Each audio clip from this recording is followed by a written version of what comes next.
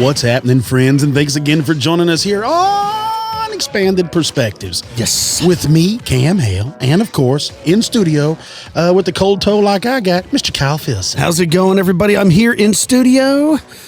I'm ready to go, bud. I've had a fast-paced day today. I cannot believe how fast this week's gone by, and especially today. You ever have one of those weeks where it's like you wake up and you're like, tomorrow's already Friday? Yeah. I can't believe it. I'm with you. Running and going, but... well, it was one of those deals. I got up this morning. There was ice all over the windshields. Yeah. I ran out. I scraped all the ice. And it's like you're trying to get it all done before, and I'm starting cars. I'm getting my wife's and my daughter's done and mine done so you can get ready to go to work. And I get all that done and we blast off and it go. And you get done with that and you come back and go. And you look up and you're like, oh, and like you said, then you look up, you're like, huh, it's 9:00 on Thursday night. Like, what just happened? I didn't even eat. Like, I forgot to eat all day. Yeah. Well, let me ask you, speaking of the weather situation, I know we talk about weather a lot at the intros of the show, but look, we're old men. How do they get it wrong? So wrong. And do we really need meteorologists anymore? I mean, because like they said earlier in the week that it was going to be 70 degrees by Friday.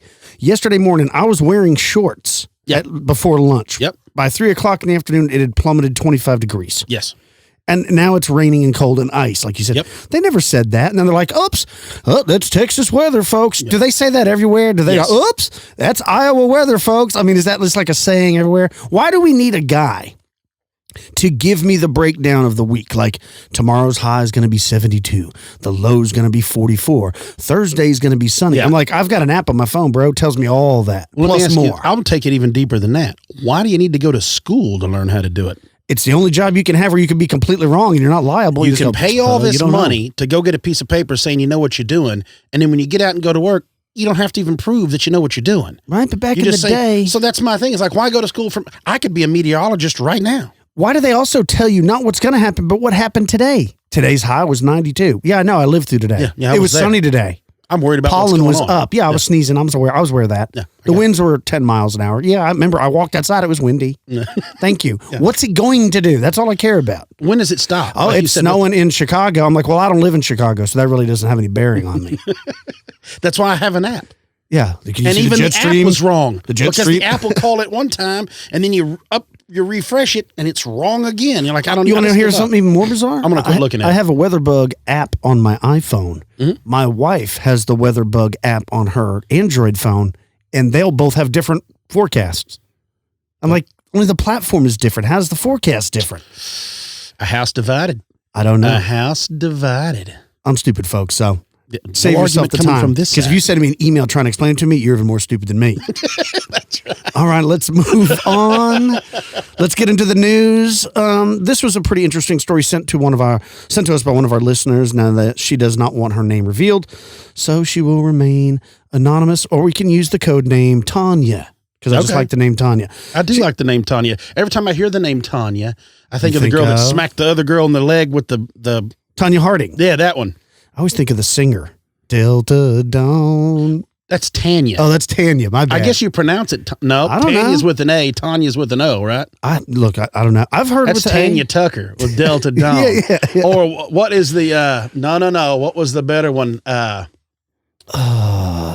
What's your mama's name? Yeah, that's the one. What's your mama's name? She owns a bunch of cutting horses here in Parker County. She's here in town all the time. You bump into her. Yeah, that's crazy. She didn't hold up. Okay, moving on. She says, I am writing because I had an encounter. I live in Georgia and grew up living in a funeral home. That's a whole nother story, but I digress. We have about 6 acres and our house sits in the middle. It is wooded all the way around.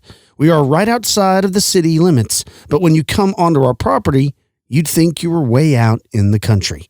Anyways, one day I was lying in bed and looking out of my windows. The windows cover one wall in my room. And out of the corner of my eye, I saw a huge black shadow going from one tree to another. I thought my eyes were playing tricks on me. This happened again a few times on different days.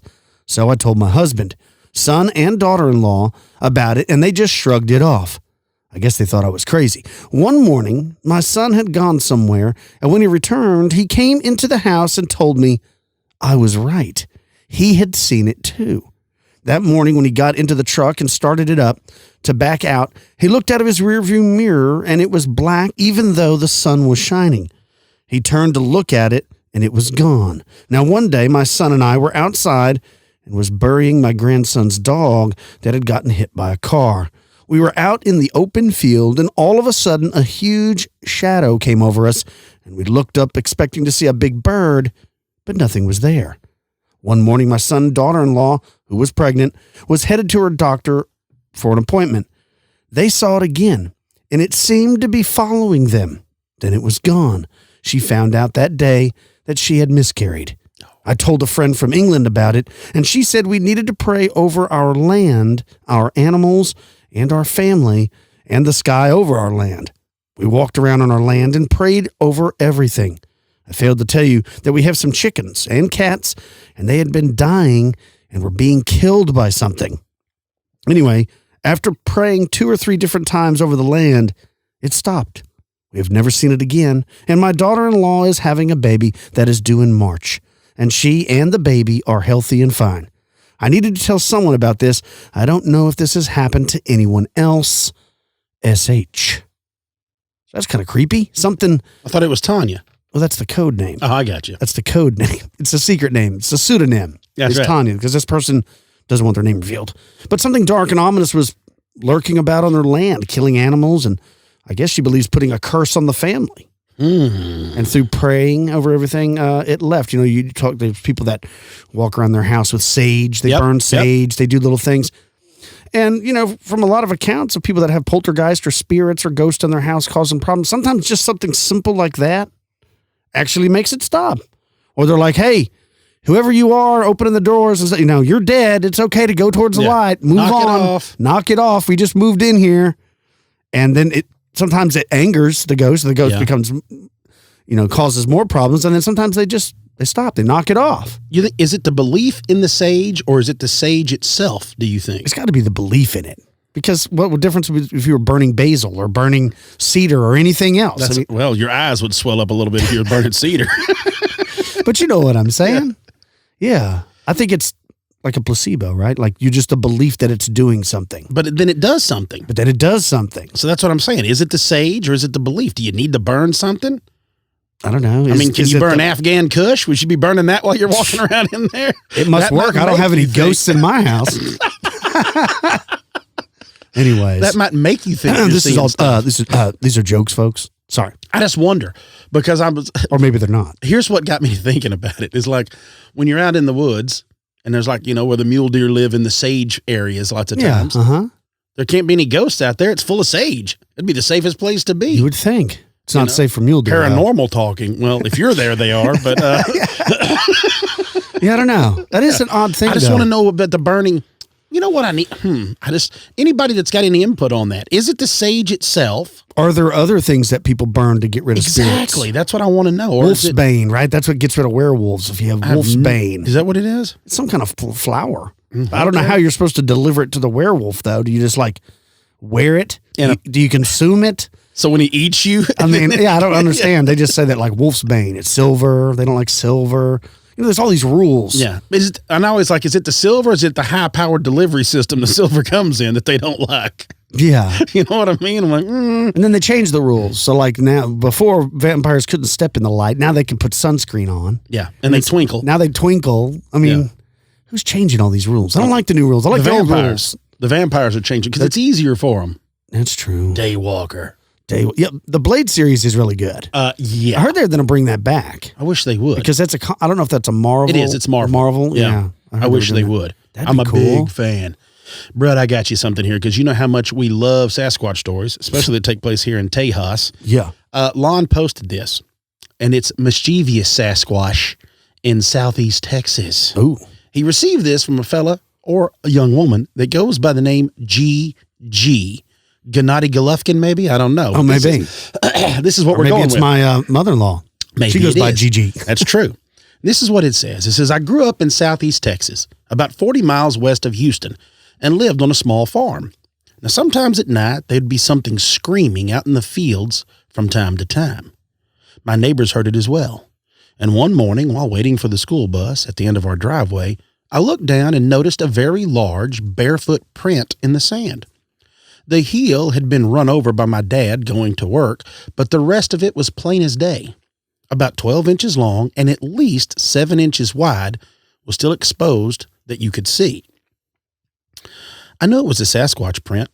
I wanted to show someone, but here comes the bus, and I had no time to run back home and to get my brother to take a look. So that afternoon, when I got off the bus to see the track again, so many cars went in and out of the driveway that day that it was now completely gone. And I was sure disappointed about that. I tried to tell my brothers and a few friends, but all they really did was not believe me and kind of chuckle. There was a neighbor in the 1970s who lived on the property directly north of ours, and he went deer hunting and shot one and then took it home. He tied the deer up to field dress it hanging from a tree limb, and his wife called him in for breakfast, and after he came out to field dress the deer, he looked and saw the deer he had tied up was now no longer there. He noticed it'd been drug over a fence and into the woods, but he never saw what had gotten it. Everyone said it was a big cat. That's what got it. But looking back now, I know that big cats pick up their prey with their teeth and walk forward. This deer was being drugged. Cats don't drag anything backwards. And how would a cougar be able to pull the deer down from the rope it was tied up with? If it was a big cat that got this man's deer, the big cat would have been the last thing he saw going over the fence and into the woods, not the deer. So anyway, I was talking recently to a friend of mine who had grown up next door to me. He's in his 50s now, and I'm in my mid-40s, and he told me he went fishing in the 1990s on a lake that was on the property where the man had his deer dragged off.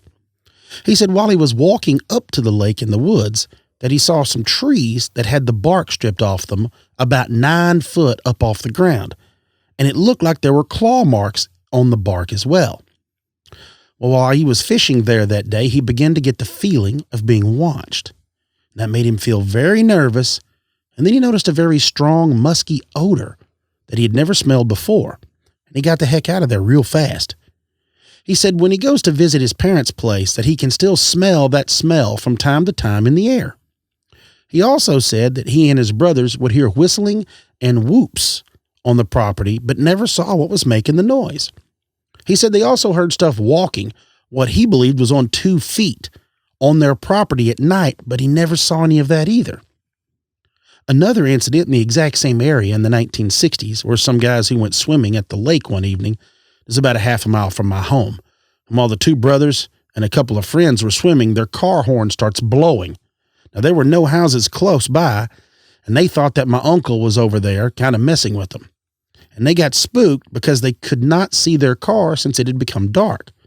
So they get out of the lake, grab their flashlights, run over there to where the car was parked. They told me that there were very large footprints all in the sand around their car. Now, they knew that this wasn't their uncle messing with them. And, of course, because the prints were so large, it would have to have been an extremely large person to have left it. But nothing was ever said about a Sasquatch. They just thought some large man without shoes on had done it. And one more thing that happened to my older brother and cousins makes me think, too, that it was a Sasquatch. My mother had a twin sister, and they were always doing stuff together. So one evening, there was a special at church, and my parents and my aunt and uncle went to it. My older brother and cousin stayed at my aunt's house while the grown-ups were all at the church. Long story short, my aunt and uncle had a cattle farm, and they had dogs that were the kind of, mean per se, but they did not take a liking to people much. They always stayed outside. Now, my aunt's place was 200 acres, and it was a large place, and while my brother and cousin were there just watching TV or whatever, the dogs start whining outside. They had 7 or 8 of them. Now, these dogs never came inside the house, but they were scratching at the door wanting to get in. Then they hear what sounded like something scraping the window screen in the living room. This was in the summertime, and the windows, of course, were open. That scared my cousin and my brother bad enough to go lock themselves in the bathroom until our parents all came back from church a couple hours later. Now, my brother said that he was in the 10th grade at the time, and my cousin would have been in the 7th. My brother said it sounded like something was scraping its fingernails on the window screens, that it would do it at one window for a bit and then go to another one and do it. He said whatever it was went around the entire house on all the windows, scratching on the screens.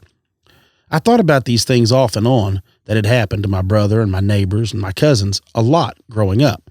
And after putting two and two together, and after some other things I experienced as an adult, I look back to those weird events back home, and I now believe it was a Sasquatch that had done these strange things out there in my parents' place. Huh. So, what do you think about that wildness, Philly? It sounds, I mean, look, it does sound like he sees a footprint, a deer. We know people who's had animals go missing. Right, The dogs are freaking out.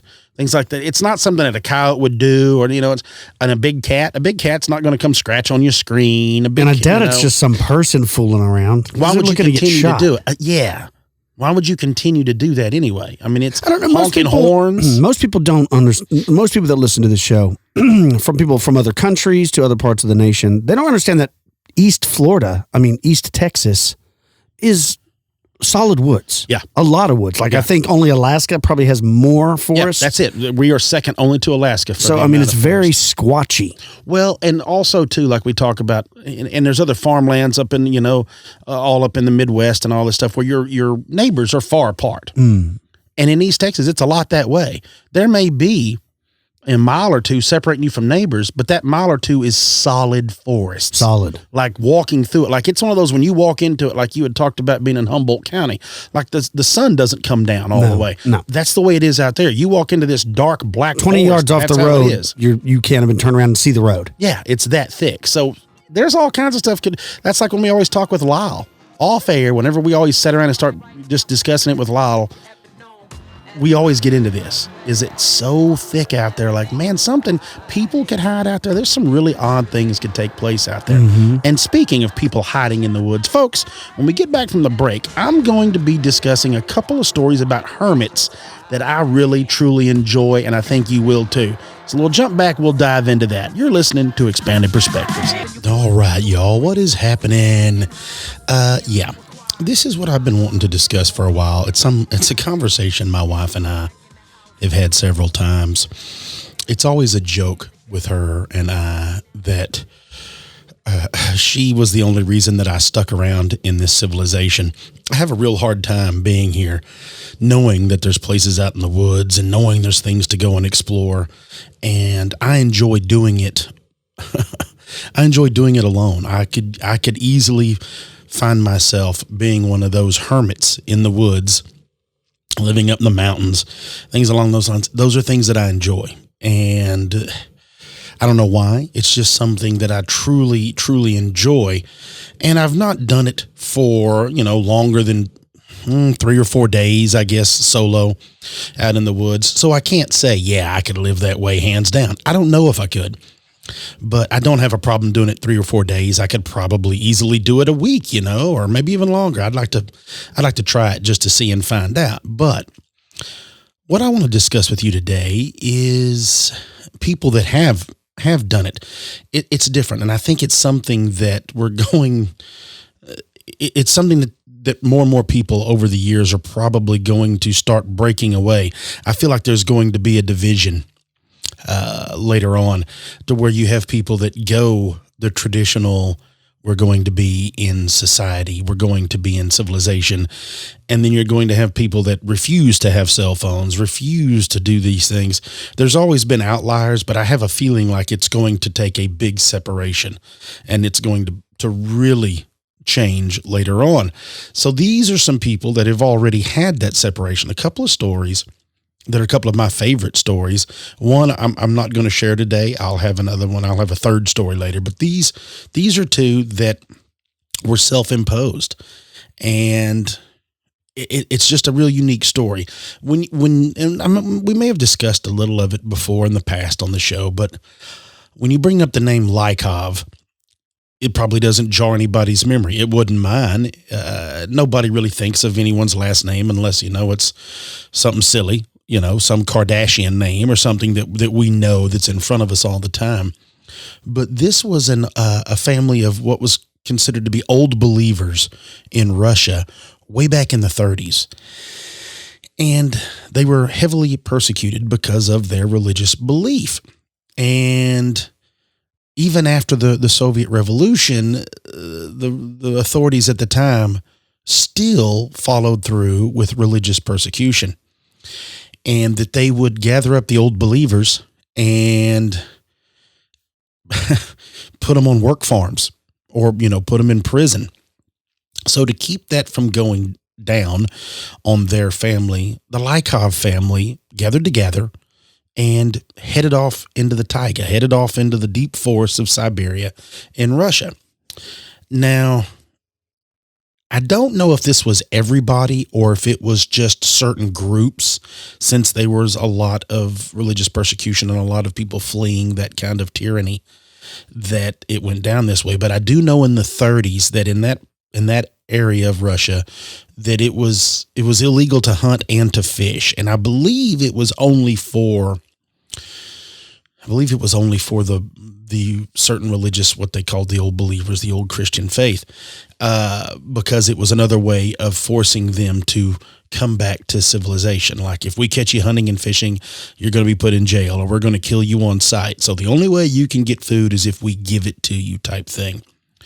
So in order to not be thrown in one of those prison camps or not be used in that way, the Lykov family, of course, slipped out, headed into the woods. I believe they were even brought about claiming that they were poachers.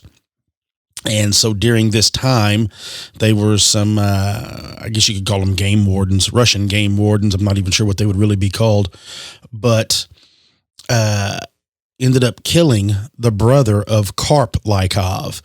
And Karp was he's the head of the family. And so these guys shot and killed his brother. It says, accidentally, but they claim that Karp, and he was old believer Lykov, and his family are all the old believers.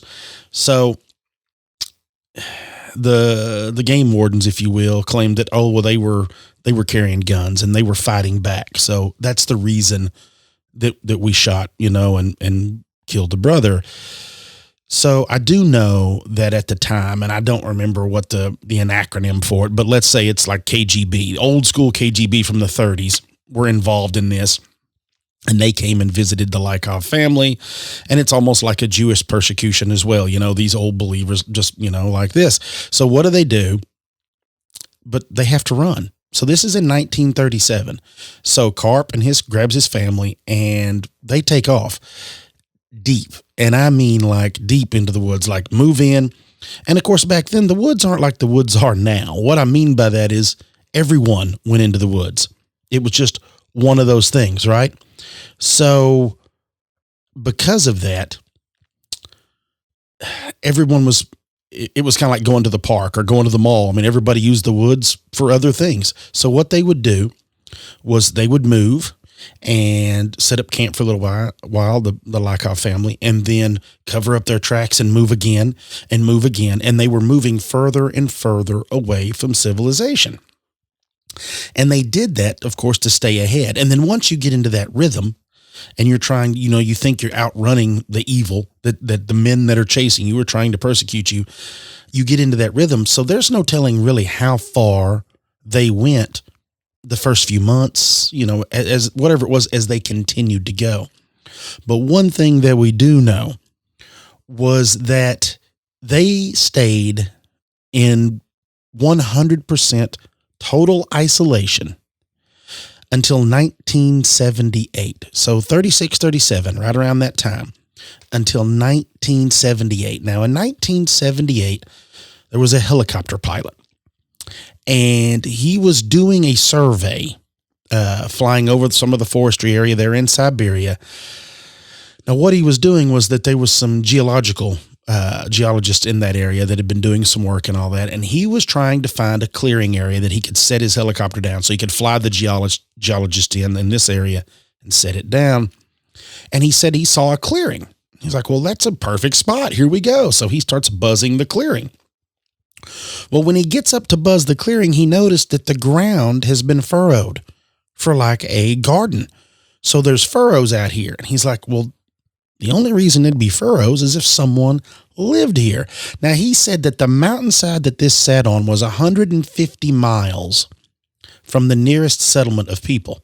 So he's like, There's nobody, and he even went on record to say that they had done their research and that they had known in this geological study where they were at that there's nobody living in this district of Siberia, in these counties, or, it'd be like somebody finding in the middle of Yellowstone, there was a little hut out there, they're like, no, it never showed anybody living here. So he finds all that stuff. He's like, we don't know what is going on here. So he goes back to pick up his geologist buddies. Now they're, like I said, they're looking for iron ore is what they're, out there checking out for. So he tells them, he's like, hey, look, this is what I just found. You're not going to believe this, but there's something crazy going on out here. So the geologists are like, hey, take us, go show us what this is. So they jump in the chopper and they take off. So he lands up in this area, and it's up near the top upper reaches of the Abakan River there in Siberia. So the geologists are like, there is a garden. There's vegetables growing. There's a garden. Like, what is this? So they come strolling up, and they notice that there's a little cabin. They said it was just a single room cabin, and that it wasn't very tall, and that it was, just a musty, almost, it was a cabin, yes, but not like a cabin that you would see in these beautiful magazines. Like, it is barely held together. I mean, it's one of those things you're like, there's no way that somebody's living in there. The geologists report that they go in there. It took them a bit. They get in. There's people in the cabin. There's a rapport that goes down, and finally, but the geologists were finally invited in.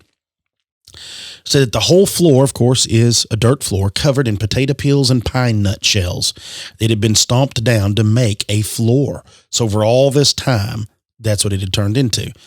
Now, they said the really wild thing about it was they were like, well, there's got to be just one hermit living out here, but there's not one. There's not even two. There were 5. There was a family of 5 living in this little house. And so the geologists sat down and they start talking to them. They're like, how did this happen? What do you who are you? What are you doing here? We're curious. What's happening going on here? So during the time that the Lykovs have left, Karp and his wife ended up having 2 more children while they were in the woods. Okay.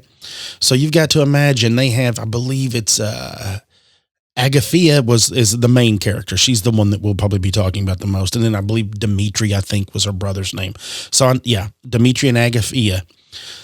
Now, neither of these two had ever seen a human being in their life that was not their family member. Wrap your head around that. They were born into the taiga, into the Siberian forest. They had never seen someone outside of their immediate family until 1978 when these geologists showed up. Now, the geologists talk about this, and this spawned a whole big thing. The geologists said that they had used like birch barks and all these things, and they had made shoes, and they had used like hemp cloth to build things. They had replaced a lot of stuff, and they said the thing that was the hardest was they had brought kettles with them and bought pans and pots and stuff when they had gone out. But over all the time of being used in the fire and then washed and used, that it had worn holes in them. So they didn't have any way of like really cooking, boiling, making stews, and that was gone because they couldn't make anything. And they didn't make anything out of clay, none of this. They just were basically doing without because you can't put them in the fire. They also let them know that they were always growing, always taking care of their garden. But in 1961, it killed the entire crop. Now, I do remember another part of the story that they would sit around the clock and watch after their one potato plant that they tried to keep warmed, where they knew they had to keep seeds for the next year, and they ended up being able to pull that. But the mother, her name was Akulina. Akulina, being an amazing mother, I guess is the only way to really put it. Most mothers probably listening to this is this kind of mother.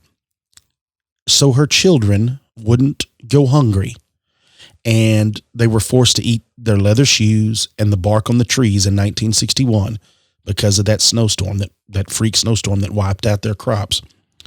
Akulina chose to starve to death so her family could survive. They didn't have enough food for all of them. So she died. So her children would be able to eat more shoes and more whatever. So she didn't eat it all, and she died because of it. So as it goes on, and now the geologist said they were trying to help, the family, and the family wouldn't accept it. They were not having it. The geologist finally got them to take salt. And you can only imagine they probably haven't had spices or anything like that in no telling how many years. I mean, that's something that probably ran out in the first year or two. So, you could say years they haven't had anything remotely close to this. And then over time, the geologists got them to, and I remember hearing them, they would bring them like knives and forks. They brought them some more pots and pans. I think they brought them a flashlight. I think they eventually took some to a different camp or took them somewhere where they could see what a television looked like or a radio. I mean, like these things it's crazy. So this is 1978. They haven't seen any of this stuff. These things are just blowing them away. Like, they have no idea what's happening. So then some people say it's like 81, 82, right around in that area. The children, the 4 children that were left, three of them pass away all within a few days of each other. Now, when you say children, we're not talking little children, in 81. We're talking adult children, grown children, but yet it's still Karp's children. And so around that time, they all pass away. Dmitri, the brother, is the last one left, not to pass away. He's sick, but he's dying. So the first 2 are gone. Dimitri's there. And so they're like, hey, we can help him, Agathia, she's still okay, right? And so they're like, what are we going to do? What can we do? And they're trying. The geologists are like, let us take him to the hospital. It will be fine. Let us take him to the hospital. And Dmitri refuses to go. He refuses to go to the hospital. And so there's, different people back and forth, are claiming that this is what it was. Now, there was a fella named Vasily Peskov that actually wrote a lot about him in the 80s also, and people blamed him for it because it wasn't the same timing, but I know the geologist got blamed, and Vasily a lot of people were like, these people wouldn't have died if nobody would have messed with them and all this. But Vasily ended up showing up after they had passed away and had found, the one with the sister and the other 2 brothers that had passed away and the fresh graves, and he talked to Agathia and to Karp at this time. And it started being one of those things where they would still bring them supplies out there, but they're still 150 miles from anywhere. So you fast forward from 81, 82 to 1988, and Karp, the father, he passes away in 1988. So now it's Agathia. She's the only one left out there in the forest. You're thinking, all right, time's up. You're done. Come on back in the town. Everything's good. You don't have anything tying you here. Negative. She does not want to leave. I do know that, like in 2016, she ended up having a little issue with her leg, and she was flown out and then went right back. And in 1990, I do know that she moved into town, and she tried to live there in a covenant for like the old believers, right? She was going to be a nun, and she even became a nun in her religion. And yet she turned around and moved back into the taiga. So this woman's in her mid to late 70s at this point in her life, right now as we speak, still living out there in the taiga. In 2011, the officials of the Russian Old Believer Church is what it's actually called, went all the way out there to the taiga and carried on a baptism just for Agathia. So they baptized her the way she wanted to be done. The authorities in the area, and even this, and I'm not even sure what the area is actually called now, but the authorities then and even now help also. They make sure she has supplies. They kind of keep an eye on her all the time, even now. But I do know that she is come and gone, and there is like doctors go and visit her. People volunteer, bring things to her.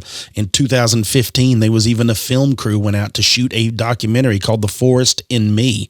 And if you go on YouTube, you can go on Vice. There is a documentary about her and about the family and the whole thing. And I believe that's where I'd actually first saw it, was this hermit documentary that had been done. But I get it. You get the persecution. You get the idea that once you've been out there, it's not that strange to think about living out there. You're living off the land. You're living with your family, your immediate loved ones. If you were born out there, you don't know any different. The hardships of winter, you're never warm. You're never really clean. You're never really dry. I mean, you're living just like, and for us, of course, it's crazy to think this way, but human beings survived like this for thousands of years. This is, in my opinion, living like that is how we were actually meant to live.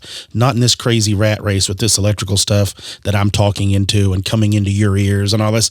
And none of this is meant to be what we're supposed to be now. Like, that's why more and more people, even if you go outdoors, even if you take a vacation, nobody takes like a vacation to go into crazier electronic zones and crazier. You like to get away from it. Let's go to the mountains. Let's go to the beach. Let's go somewhere where we can, in air quotes, relax. You go to these places because it's almost like unplugging, and it's like the solitude of nature will help you out, will help you get to feeling better, get over some of what you're going through. Even today, for me, it's almost like that's almost like a religious experience itself, being in this form of nature. So these people left because of persecution. Now, I have a book that was written about a fellow that I really enjoy. I want to share this story because this is one that is kind of the other way. Is this man just made up his mind one day to just walk out? If any of you know the name, and a lot of people you listening probably have even lived up around there or live there now, about the North Pond Hermit. This takes place in Maine. This took place in 1986 when it started. There was a young man. At the time, he was 20 years old. His name was Christopher Knight, and he lived in Massachusetts. And he drove to Maine, walked into the woods, and vanished. That was it. Gone. He did not have another conversation with another human being for almost 30 years. And he was finally caught when he was breaking into a cabin up in this area. Now, I tell you this is where it gets pretty wild. Now, the people that have done the research, and you start looking and reading the books and reading the articles and stuff about it, his family was very private. Okay. He had 4 older brothers and then a younger sister. Now, they say the family was very private. They also say that all the children of his family, including himself, were extremely smart. Now, they said they were lower middle class, is what it says. So they didn't have a lot of money. But what they did do is the parents made sure they were intelligent and worldly as far as through their readings, and that every evening they would all read like poetry. The whole family read and conversed about Shakespeare. Like, they would dive deep into these subject matters and teaching you thinking, and I guess more like an introspective thing. Now, here, of course, it sounds crazy. In our day and time. To me, 1986 wasn't that long ago. I was like 11 in 1986. But today it may sound weird. Everybody's on their phone, everybody's on the computer, things like this. But back then they didn't have a lot. So what they did have, they spent time together.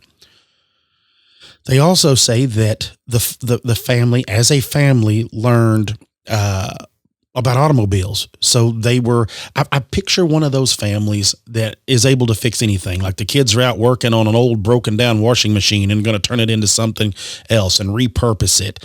And that they even, they had greenhouses there. They also had they saved water. They said they worked on thermal dynamics. They had all kinds of stuff that they would use better and make their greenhouses to where they could operate their greenhouse on no electricity, just, I guess, basically like solar and heated from different things anyway. So they had gone into really off grid back in the day before off grid was a thing. Now, they say, and we always say it's written that Christopher was extremely shy all of his life. Like, this didn't just come up one day. Like, he was this way all the time, and that he had a real hard time interacting with people, that he didn't really know how. He was extremely socially awkward. And so the story goes that at the age of 20, he got into his car. He drove up into the woods of northern Maine, got out with a backpack and just a few items, put the keys on the console, and walked off into the woods. And the family never called the police. The family never filed any kind of missing person report on Christopher. Never got suspicious. Maybe he's dead. Maybe he's this. Maybe he's that. Nothing at all. And the police were even questioned about it. And the police were like, man, it's really honestly not really strange. First of all, there was no crime. If there's no crime, you don't see any signs of foul play. The car's just parked, when they found the car. The family's a very quiet, kept to themselves kind of family. You're over 18. You're an adult. You can walk away from anything at any time you want to. There's no crime against it. You can just leave.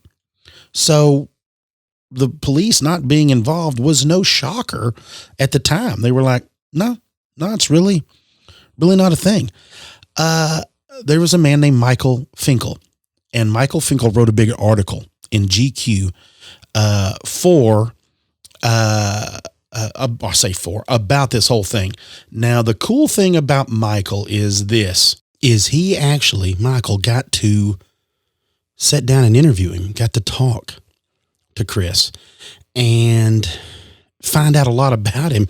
Well, I say a lot, as much as you can. And like I said, he wrote a great article. I'm going to read you a little of it here and there as he talks about it. But in his article, he talks about, Chris left camp, late one night or around midnight one night, and was actually slipping around because what he would do was he would break into cabins that were left, I guess untouched or unoccupied. Let's say if you had a cabin up there and like a lake house and you weren't there, of course, he would wait, and he would slip in and open the door and get in there. And then he would go through and that's where he would get his food. And that's, he never harmed anybody, never even carried a weapon, never anything like that. He just legitly kept to himself and sneak around. And when he needed things, he would sneak into town or sneak into these places and steal them. It was written, and Michael even written about him, that he was an expert, with a screwdriver, knowing ways to break in, and that he would take things like, you have to imagine you got to keep in this cold, especially in Maine. I mean, that's a real cold. He'd take candy. Candy was always good. He writes about that he would take potato chips, or he would try to take meats, especially in the colder weather. He would take meats and, marshmallows, things like that. If he could find coffee, he would take coffee and spices. He would take sugar, or he would take salt and pepper and any kind of condiments and things that he could get his hands on. He would, take back to himself out there. He would try different things. Like they said that, if he would ever find, like some guys would have shops outside, and the shops where they would keep refrigerators and stuff. And he would search all around. And if he could ever find a key, maybe, stuff like that, where he didn't have to break in, where he could just sneak up and open the key and take things, it would do that. Now, certain places had, as it went on, would have different motion detectors and things, and would get people's attention, and he would, have to flee from there. And, he was learning and all this as it went on. And there was a game warden named Terry Hughes, and Terry lived about a mile away from where all this activity was going down. So Terry actually got alerted to it due to a motion detector going off at one of these places. And Terry raced down there and actually saw him where he had broken in, and he'd been trying to catch him for years. Okay. This fella had been really, I guess you could say, obsessed with catching this North Pond hermit. And so when he got down to this place, when Terry got down there and heard all this commotion from this motion detector where the hermit had gone into this building, he saw him and pretty much used his phone that he had. He called the state police, got a hold of one of the trooper named Diane. Her name's Diane Perkins Vance. And of course her too she was completely obsessed with trying to catch this hermit. This was a thing that had been going on. We'll get into how long this had been going on. So, He gets ready, and she's headed that way. She's cruising that way. Well, being a game warden, he's armed. Mr. Hughes is armed. And so he takes his pistol and he takes his flashlight, and he at gunpoint stops the thief, stops the North Pond hermit, orders him down. They say that in the report, nothing happened, that he didn't resist. He didn't do anything, that he quietly, with no noise, never answered, never anything, laid on his stomach, was handcuffed. They set him in a chair, and that was it. They said that he was very pale, that he was wearing glasses that were extremely old, that he wore, they said that his boots were nice, that he had a really nice jacket, nice jeans. They searched him. There was no, any kind of identification in his pockets or anywhere on him, just sitting there. So Officer Perkins Vance, the state trooper, she actually ends up taking the handcuffs off of Chris and give him a bottle of water. And she said that it took a little bit, and then he just starts talking. And she asked him, why don't you want to answer any of the questions? And he said, I'm ashamed.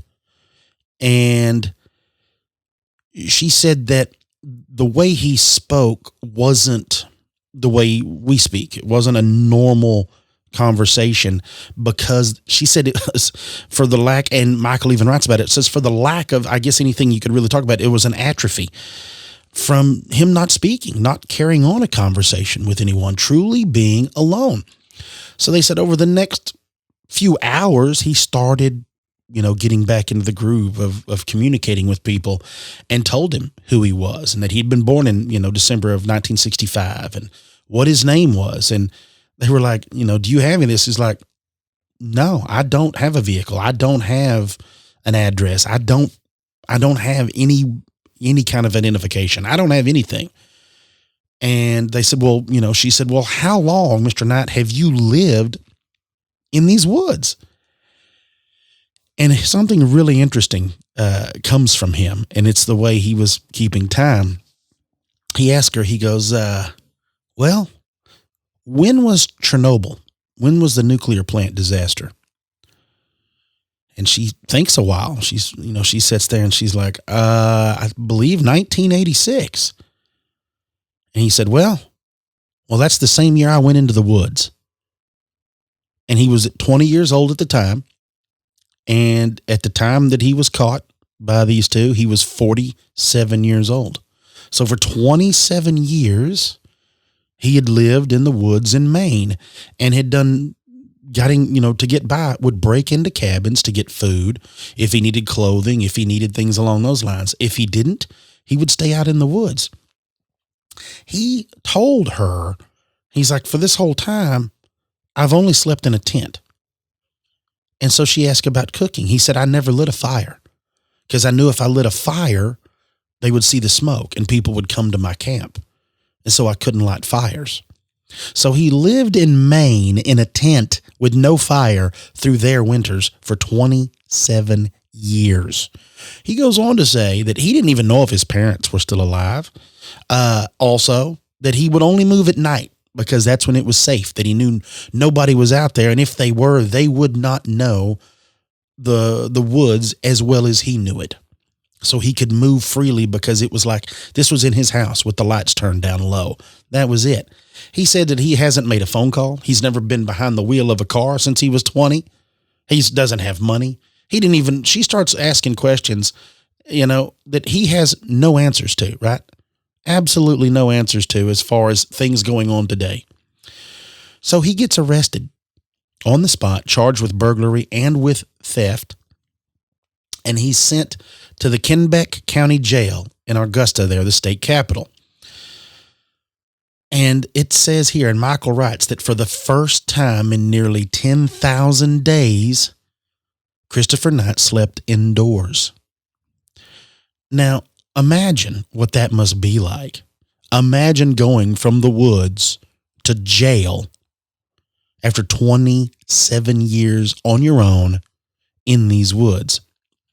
Now, it goes on to say they start getting into it. Michael really touches great on this whole thing. And he talks about this. And this is what I find the most interesting, too, is people said that at first they thought places were haunted because they didn't know what was going on. Strange things were happening. They said that flashlights would be missing their batteries. Like you'd get to your cabin, you couldn't tell if it had been broken in or not, but nothing had batteries in it. Or that you would get to look around in the fridge and like steaks or something like that would be the only thing missing would be, beef would be gone, or a pack of bacon. Like, there were bacon there. You were just in it looking at yesterday. You come back home, you can't tell if anything's been broken into. Nothing's been moved or broken. Just the lock been jimmied and somebody stole a pack of bacon, just a missing pack of bacon.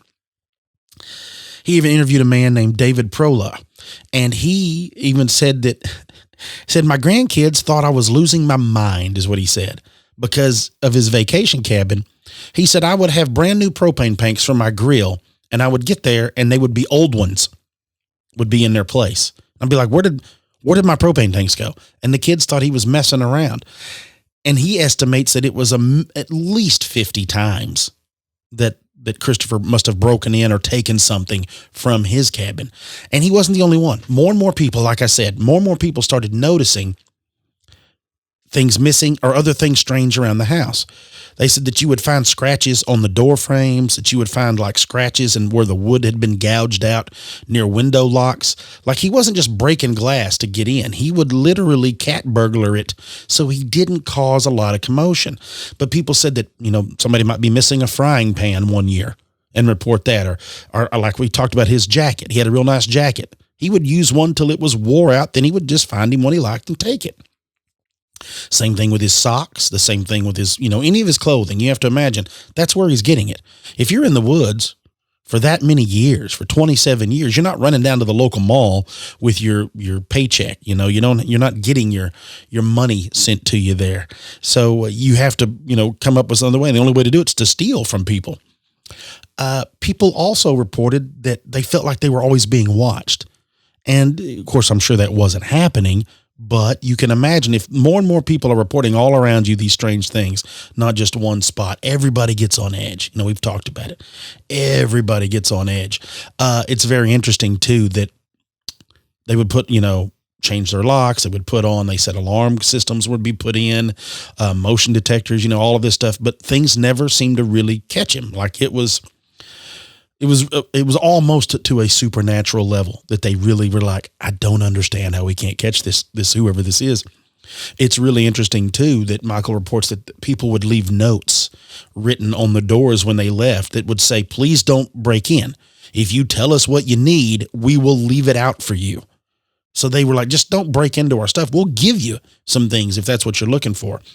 Now they did say that there was never a reply to those notes. But as these things started growing in frequency, that's when they got named the North Pond Hermit. That's when people started talking about it.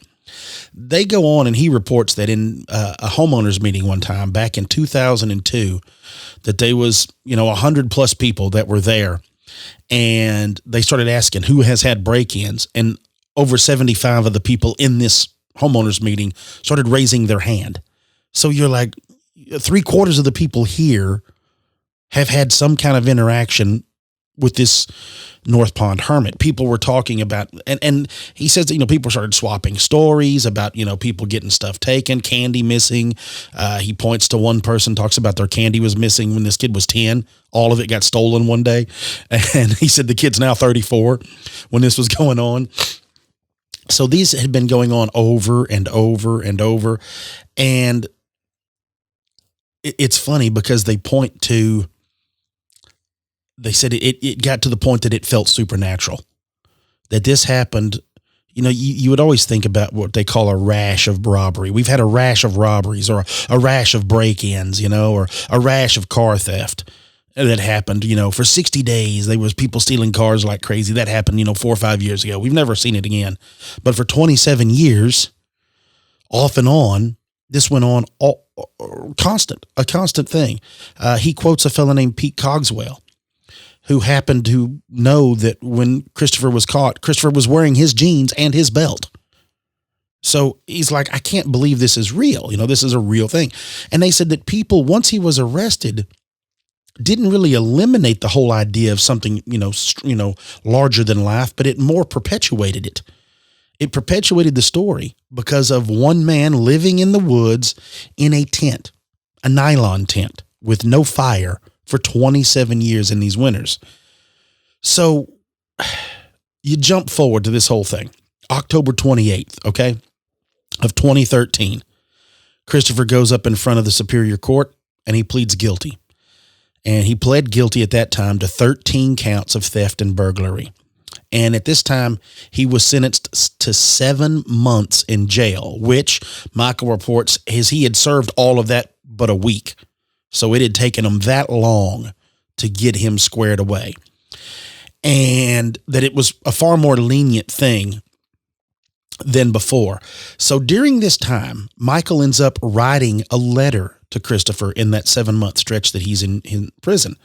He handwrites a letter and he doesn't expect anything to happen from it. And Christopher responds to that letter, and I can't even say a friendship. I can't say anything like that when you read a bunch of this stuff about it, because that's not who Christopher is. But he does respond, and he tells him, what he's going through, how this, that, and the other, and how it's going, and how he's losing it, in prison. It's one of those, like I said, you can imagine the quietness, and now you're stuck in prison, and you don't have people skills. You have 27 years of no people skills.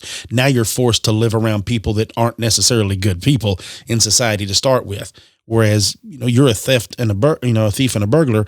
Yeah, that's terrible. But given the situation, you'd kind of be like, well, we don't know why you did it, but you did it. So maybe we need to talk to this guy some too. But at the time, he carries it on, and he actually goes, and Michael went and sat down with him and actually went and took a chance. And Christopher came and talked to him through the plexiglass, not really talked to him. Like Michael talks about not making eye contact with him, having the dude. Christopher was a very standoffish guy, but you can understand. Now it is interesting to know that the judge wanted to meet with Christopher after all this stuff every Monday, that he couldn't drink and he had to find a job or go to school. And then if he didn't do these things, they were going to send him to prison for 7 years, folks. 7 years. So right before he got released, Michael, the man that wrote this article, goes to meet with Christopher. Okay, goes down there. And at this point, he finds out, Christopher finds out his father's passed away, but that his mother's still alive and that his mother lives at the same house. So now Christopher's going to live with his mother. Now, there's a few little funny things about it. Is when he lived in the woods, he didn't have a beard. He was clean shaven. He kept razors. He made sure he kept his appearance up. When he was in jail, he quit shaving. He just really turned into looking. He looked more like a hermit and a wild man after serving time in prison, in jail, than he did 27 years in the Maine wilderness. So he called it his crazy hermit beard, is what he referred to it as. And Michael even says that whenever he went to see him, that he still didn't make much eye contact, that he was very, very thin, like he wasn't eating because he wasn't sleeping well being in there. And this is some quotes I'm going to tell you, and this kind of lets you know where his mentality sits. And he told Michael, he said, "I don't know your world, only my world, and memories of the world before I went into the woods. What life is today, what is proper, I have to figure out how to live." Now, Michael says that he wanted to return to his camp. He said, "I miss the woods." But he also said, that he knew that if he went back, he's going to prison. So he knows he can never go back there. He said, "Sitting here in jail, I don't like what I see in the society I'm about to enter. I don't think I'm going to fit in. It's too loud. It's too colorful. The lack of aesthetics, the crudeness, the trivia."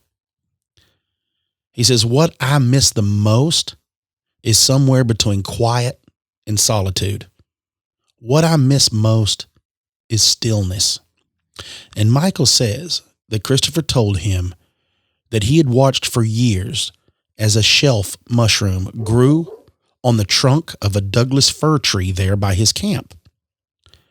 And he said that, "I've noticed the mushroom." Now, this is it. Michael went to the camp. The man reporting on this went to Christopher's camp, saw the whole thing, went and saw the whole deal. And he told Christopher this. He's like, "I've seen the mushroom." He's like, I know exactly which one you're talking about. I said, it's enormous. It's a huge mushroom. And he said, well, is it still there? Nobody's messed with it, right? He said, no, man, it is still exactly where it was at. Nobody's knocked it over. Nobody's done anything with it. He said, I have sat and looked at it myself. And he told him, he said, I watched it grow. I sat there year after year and watched it become something. He said, I'll tell you something else. He said, in the heat of the summer, in the middle of the night, around midnight or so, he said, I would sneak down to the lake. He said, I would strip down naked. He said, I would float out into the water flat on my back, and I would just stare up at the stars in all the quiet solitude. Now that sounds to me ideal. And as much as I dislike the water, it still sounds extremely peaceful.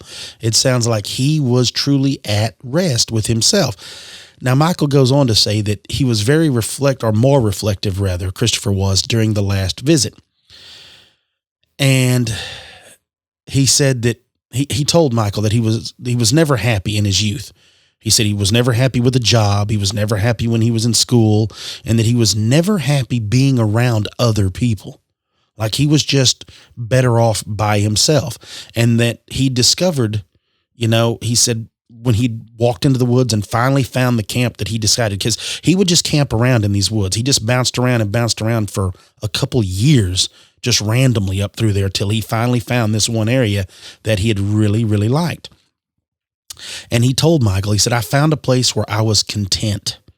And he said that it was my spot on this planet, and that I was finally at peace with what had gone on.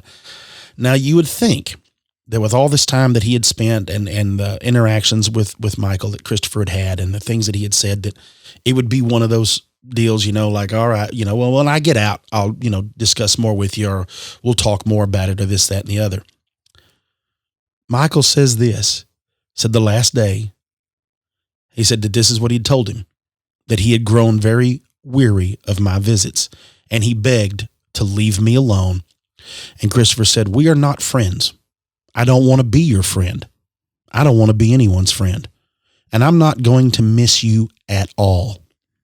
Now, Michael says, he goes, I like Chris a lot. He said, I liked the way he thought. I liked the different things they discussed. They discussed a lot of literary writings. Christopher loved to read and would steal thousands of books. Like he had thousands of books, and he would read all kinds of stuff. And so that was one of the things that Michael and Chris got to talk about, was Chris's reading and the books that he'd like and all this stuff. But he had told Michael that he's like, he wanted to disappear. He wanted to melt back away and get away from this world, but he knew he couldn't. He knew it was done. And Michael even talks about this. He said at the very end, he said, I told Chris, I said, goodbye, Chris. And he said a guard appeared to take Chris away.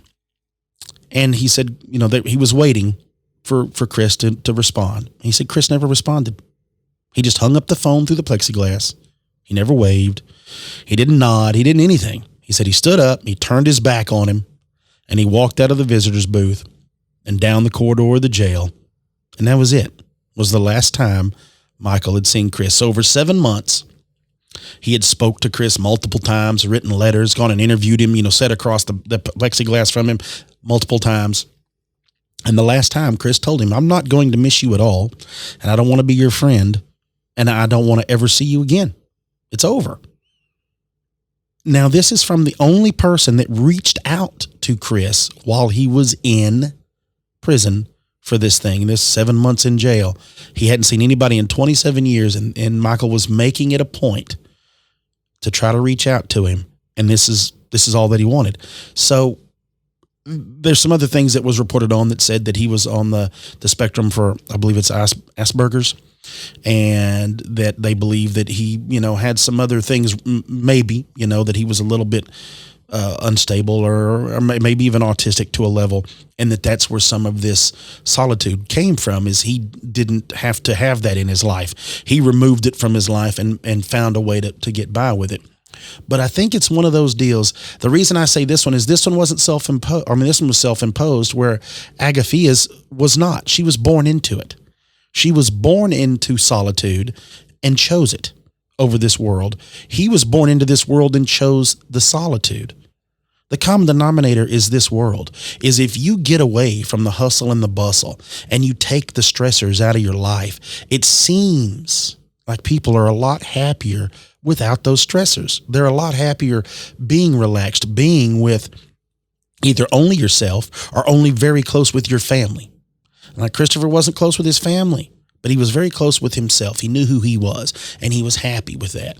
Agathea was born into the family and was very, very happy. Her mother died for her. Her brother died so he wouldn't leave the family. They never were separated because that was their tribe. And I firmly believe that there's something to that tribe. Like with your friends or your family, you should have your own tribe. And your tribe is what keeps you strong. Don't worry about all the social media. Don't worry about all the nonsense. Your tribe is what keeps you strong. And that's what kept Agathea strong and his personal tribe. He's a lone warrior for Christopher. He's the old rogue bull. He's just out there living it. And that's the way it was. Now, I hope you enjoyed it. I have another couple of stories I may share later on, speaking of tribes and some more of hermits. But I've always been fascinated with it. And I've always felt like I could relate to that, whether I was by myself or had a small tribe with me.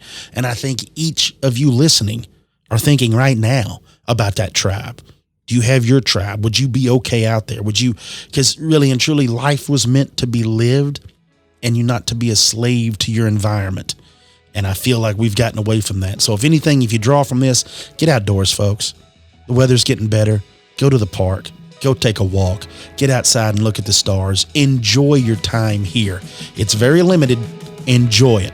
Let's take a quick break. When we get back, we'll wrap this baby up. You're listening to Expanded Perspectives. All right. Yes. I hope y'all enjoyed it. Yeah. I had talked about that. The Vice documentary on YouTube about the Lykovs or whatnot. Donkeys? Is that the Vice documentary you're talking about? The one about donkeys? You did tell me about that one, but you told me about the one where the woman was in Siberia. Yeah. And that's what had gotten me down the path. And I watched the documentary and did the whole thing, and they're making the movie about her, Agathea or whatnot. I always mess everything up thinking back right now, unless it's in front of me. But you know, like I said, she was born and raised out there. She didn't know any better. You get into Christopher Knight, the hermit. He chose that life. He walked out in there. And there's been several people that have walked out in and just become hermits, just decided, this is as far as I go. I'm done with it. I don't want to deal with that stuff anymore. And it's just funny to see. It would be hard to do, but there are days where I'm like, yeah, I could totally do that. Yeah, and that's the reason I did those two stories, is they both are devoted hermits. Yeah. But one was born to it, one chose it, yet Right. They both still had the same feeling. It's not, that's what I was getting at, is you would think that if you were born to it and didn't know what you had, and then you moved back into town, you'd be like, oh, I'm never living out in the woods again. But that's not what she did. She had to get back in the woods. This man chose to leave the woods and still wanted to get, so there's really no different. If you have that drive to be away from society, it doesn't matter how you get there. You just have to get there. You have to get out in those woods. So it's one of those. I have another story I'll end up sharing with y'all coming up here real quick about one that took place in the 1800s along those lines. Not kind of like the Robinson Crusoe type thing, but a lot like that. But it's one of those deals that I romanticize personally the hermit stories. Like for something about, I don't know why it is. I mean, I used to dream about it as a child. It's just being like Jeremiah Johnson. You just being out like a mountain man all alone, chopping up in the wilds firewood, of Alaska. canning vegetables just and fruit that's and it. stuff. You're just up in the hunting wilds of and Alaska. setting snares Yeah. and tanning hides. That would be kind of interesting. Yeah, that's one of those deals. But a lot of people are social. So like that would be the hardest part. Now, obviously it only works for people that aren't very social, very introverted people. I think it would be hard to go, like for a short amount of time, it'd be fun. But I do think after a while, you'd be like, man, I miss like talking to somebody. So if you had a family, I think it would be okay. But just by yourself, that'd be a little bit rough. I don't know. And I don't know either, but I just can imagine if it's just you and the dog, you might start going crazy. Well, I'm sure you would. I mean, at one point you would end up, you'd probably be slipping. But then again, right on the other end of the spectrum, like people living in the rat race in a cubicle or a stockbroker in are they any Wall crazier? Street. I mean, to me, that sounds horrible. Yeah. Well, I always think back too of Tom Hanks in Castaway. It's one of my favorite films. Yeah. Because of how long he's there and how he adapts and how he, deals with what it is. And finally, he's had enough. He's like, I'm either going to die or I'm going to find salvation to get off this island because I'm not staying here any longer. Did you watch the movie with him, Sully? I have not Captain seen Sullenberg. that. No. It's a pretty good movie. It's I didn't know a lot about the case because I just wasn't paying attention to it. But what's funny about it is it's so typical. He ends up saving everybody on the plane, right? Mm-hmm. He lands it in the Hudson. Everybody survives. What's the airline immediately do? He's been a pilot for them for like 27 years. They start trying to sue him. They start trying to figure out a way because he messed up their plane that it wasn't his fault. I mean, they were trying to make it look like it was his fault. That he could have safely made it back. I mean, it evidently ended up where he was exonerated of everything. Yeah. But how about just focus on the fact that the guy was able to save everybody? Save some people, yeah. I mean, they have insurance, right, on those planes? Just a plane. It's a plane. Do you know the person named Shane Anthony Melee? Are you familiar with this person? I don't think so. Well, I know him? No, he's an idiot. He was arrested on February 1st in North Palm Beach, Florida. Check this guy out. Florida man. He had a buddy named Michael Johnson. Now, his buddy Michael Johnson kind of... Isn't that the fastest man alive at one time that wore the gold shoes? Yeah, but that's not him. It's not that guy. This is another guy, but this guy's well off, and he employed Shane Anthony Melee. You know, trying to do him a favor. Well, all he did was work for him for a couple weeks, and he saw that his boss had some valuable stuff, and he ripped the guy off. He stole $33,000 worth of coins, rare coins. Well, first of all, where do you go fence something like that without somebody knowing you've stolen those coins from somebody else? Well, get this. The guy took the $33,000 worth of coins. He didn't know they were worth that and traded them in at those little Coinstar vending machines. No. He got $29 for it. He had no idea he had $33,000. Oh. And, of course, when he turned them into Coinstar, the person that empties the machines was like, well, these are really rare coins. So they were able to go back and watch footage and catch the guy. So how funny is that, right? It's kind of ironic. He said he stole it because he needed money. He didn't realize he had $33,000 worth of rare coins. So now the man is in prison. We have a listener, a buddy of mine named Jason Tucker. He runs Automatic Tattoo down there. I believe that's the name of it, but it's in Melbourne, Florida, folks. So if any of y'all are down there looking to get inked, go check out our buddy Jason down there. You can get Jason Tucker Tattoo on Instagram. But he and I, we send each other Florida man messages on the reg. So there's constantly stuff I find or he'll find, and he'll just be like, we're at it again down here. I'll find something crazy. I'll be like, you have to get your guys under control down there because Florida is a wacky place. Yes. Now, and I like it. Dude, I love going down there fishing and going there and hang. But it's its own country, man. It is. It's its own country. And I need to make a correction. On the last OTC show, I was going off about the Oscars and stuff, and I might have said something that wasn't true. And because I was ranting, I misspoke, and I said that being an actor is not a hard job. And I thought about it, and I have friends that are actors, like my buddy Logan Huffman. It's definitely a hard job. What I meant is it's not as hard as physical labor, like pouring hot asphalt on a hot day in Arizona. There you go. It's not as hard. There's degrees. There's levels to this game. There's levels to this game. And right. So I might have misspoken there. I was having a bad day. You know how it is. I hope everyone didn't mind the joke. But the cursing? Joke, yeah. I don't think it's a problem. I mean, but I've got another joke for you. Does it involve cursing? There's no cursing. Okay, good. There's no cursing in this joke. All right, let's hear it. Is this going to be the new segment now? At I don't know. The closing of every show, we finish with a joke? Okay. This is funny because it's something that I had heard a long, long time ago. And I'm trying to think where I have heard it. I want to say it was a Jerry Clower bit. Remember old Jerry Clower? Yeah. I want to say it was something along those lines. But my mother had asked me about it the other day when we were talking, and she brought something up, and I told her the whole story, and she was laughing, and she's like, I can't remember where it come from. So I'll try to tell you as best I can remember. If it's Mr. Clowers, the late great, I'm sorry, this is how it goes. It's something along the lines of a young boy. We'll use the name Kyle. Okay. Kyle decides he's going off to college, right? So his mom and dad scrape all their money together, and they send him off to college. Kyle gets down to college. He's doing okay in college, but he's partying pretty hard, right? And he spends up a lot of his money. So he's like, how am I going to get some more money? So he calls his dad up, and he knows his dad has got an old hound dog. This old hound dog is his favorite hound dog, right? Mm-hmm. And it's his pride and joy, old Spark. So he calls him up, and he's like, Dad, I need you to do me a favor. He's like, yeah, what do you need? He goes, we're doing a new thing here in the science programs. And he goes, they're going to teach Spark how to read. And his dad's like, what? He's like, all I need you to do is put that dog on the train and send me $1,000. And he goes, that goes into the research. And he goes, we're going to teach Spark how to read. He's like, done. Done. Wait for him at the train. I'm sending it to him.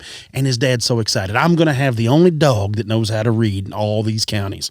So he sends old Spark out there, gives him the money. Boom, gone. The boy burns through the money, and after a while, he's like, oh, what am I going to do? He goes, I got it. So he calls his dad back up. He's like, Dad, you wouldn't believe it. Spark's top of the class. Reads more than anybody else. This dog is unbelievable. He goes, I need $3,000. We're going to teach him how to talk. So he's like, oh, done. You're going to teach him how to talk. I've always wanted to be able to talk to my best buddy. Done. Here comes the money. So he sends him $3,000. Well, now it's getting close to Christmas. The boy's burned up all this money. He's got to go home for Christmas, and he's just got this hound dog. Yeah. So he's like, what am I going to do? So the boy gets on the train. He's riding it back home. He don't know what he's going to do, and he knows his dad's waiting. His dad's super excited to get this dog back. The boy gets off the train, and the dad's looking. He's like, son, it's great to see you. Where's old Spark? He goes, Dad, you're not going to believe this. He goes, well, what is it? And he's like, well, we spent all this time teaching him how to read and teaching him how to talk. And he said, we were coming back, and he said, he's been talking my leg off about he couldn't wait to see you and Mom. He couldn't wait to tell y'all some stuff, and he had all these things to talk. And he said, we were riding the train. He's reading the Wall Street Journal. And he said, he looks over the top of the Wall Street Journal at me, and he goes, you know what, Kyle? He said, I sure can't wait to get home and tell your mama all those times that your daddy was cheating on her with Miss Wilson that lived next door. And he said, Dad, I couldn't believe it. I couldn't believe the one dog, the one thing that you've given all your love to and all your trust to would do that to you, would turn on you, making up these lies. He said, I just couldn't deal with it. And he said, Dad, I just panicked. I grabbed him and I threw him off the moving train. He's like, Spark's dead. I killed him, Dad. I killed him for that. And old Dad leaned back and he goes, I don't know what to think. I just got one question. Are you sure you killed that lion, son of a bitch? Yeah, it's a good one. Yeah. Oh, that's funny. Man. So that was the story. What do you got? What else you got planned for your week? I'm trying to think. I don't know what I've got. I've got my great niece has got a soccer game coming up. I have my daughter and my wife have got something else planned. This whole weekend is booked with everything that doesn't involve me. So I'm okay with that because in the next couple of weeks, I've got weddings. I've got all kinds of stuff coming up on the next few weeks. But this weekend, I would like to be building some arrows, but the arrows haven't gotten here yet. So yeah, I think they're sending them by Raven and they're going to bring one at a time till they get them piled up. I don't know. But I'm working on shooting bows and staying warm. That's pretty much what I'm working on. I'm going to be definitely trying to stay warm. We've got our first baseball tournament of the year. So I'll be out there doing that. We're going to be in Plano, Texas. You know what kind of baseball fields they have in Plano? I heard they were just plain old baseball fields. Plain old fields, that's right. Don't forget about our sponsor, Shudder. You can get to try Shudder yourself for 30 days for free. Just go to Shudder.com and use the promo code Expanded. If you have any stories of your own you'd like to share with me and Cam, you can email the show at expandedperspectives@yahoo.com, or you can call the show 817-945-3828. Also, don't forget about Expanded Perspectives Elite. Go there. You have to go to the website, expandedperspectives.com, and click on the Elite tab. $5 a month, folks, and you get the entire back catalog as well as extra shows every month. Till next time, I'm Kyle Filson. He's Cam Hale. Peace, y'all.